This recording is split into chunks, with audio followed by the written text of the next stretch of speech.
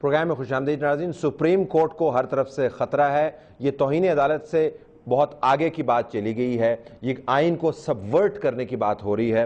Supreme court جو سب کو انصاف دلانے پر مامور ہے، اپنے لیے کیا کر سکتی ہے؟ ہم انور منصور صاحب کو بھی خوش آمدید کہتے ہیں، فارمر اٹارنی جنرل پاکستان کے۔ But let me take the question to Rashid Rizvi صاحب۔ رضوی صاحب، اب معاملہ یہ ہے کہ ایک مرتبہ چیف جسٹس صاحب اور جج صاحبان کو ریسٹور کروایا، اس کے اندر جتنی حقیقت ہے وہ آپ کے سامنے ہے۔ اب سسٹم میں آپ کو جو چیلنجز ہیں پرانے والے نظر نہیں آتے۔ اب ایک طرف منتخب حکومت ہے، اس کی کاروائیاں آپ کے سامنے ہیں، ان کے لنکیجز میڈیا ٹائکونز کے ساتھ، بزنس ٹائکونز کے ساتھ، تو اب صورتحال بہت کمپلیکس ہو گئی ہے۔ سپریم کورٹ ان حالات میں آپ کے خیال میں کیا رینج آف آپشنز ایکسرسائز کر سکتی ہے اگر ایکسٹرا آرڈنری حالات بنے ہوئے ہیں؟ گو ہیڈ۔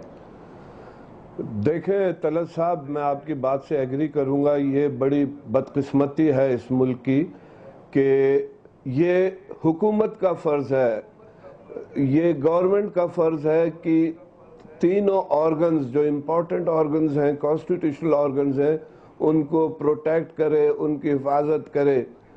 کل تو پارلیمنٹ نے اپنے اسپیکر کے حق میں ریزولوشن پاس کر دیا، لیکن جب جوڈیشری پہ اٹیک ہوا تو اسی حکومت کے پرائم منسٹر لوگوں نے کہا کہ یہ دو لوگوں کی جنگ ہے، اور اس کو سپریم کورٹ کو جوڈیشری کو سپورٹ کرنے میں نہیں آئے۔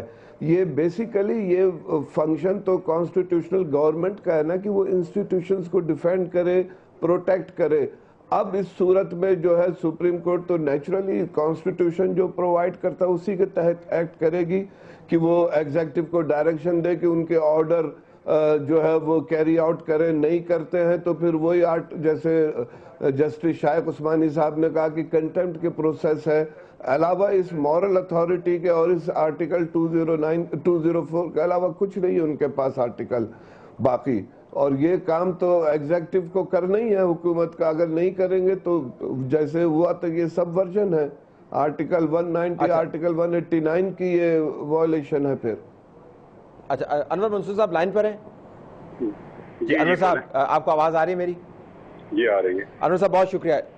یہ پاور پالیٹکس ہے، اس سے زیادہ گھناؤنی اور in your face power politics آپ کو کہیں پہ نظر نہیں آئے گی، جہاں پر سیاسی جماعتوں کے لیڈران تو اپنی جگہ پر رہے، ان کے بیٹے اور بیٹیاں جو ہیں وہ انوالو ہو گئے۔ دے آر رننگ دا شو۔ عبد القادر گیلانی ہو یا ریاض ٹھیکیدار کا بیٹا ہو یا مونس الہی ہو یا اس طرح کے، these are the people who are running the show. اور behind the scenes Supreme Court propriety کے ساتھ چل رہی ہے، پروسیجر کے ساتھ چل رہی ہے، ابھی بھی اس کی بحث آرٹیکلز اور پروسیجر کے گرد گھوم رہی ہے۔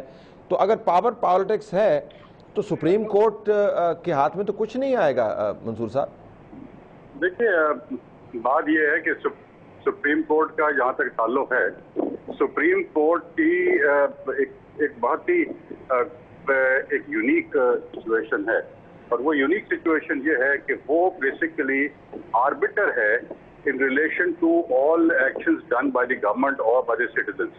اب ظاہر ہے کہ اس کا اپنا کوئی وہ تو نہیں ہے اپنی پاس جو اتھارٹی ہے تو کہ اپنے آرڈرز کو امپلیمنٹ کرائے، اس کے لیے آرٹیکل 190 دیا ہوا ہے۔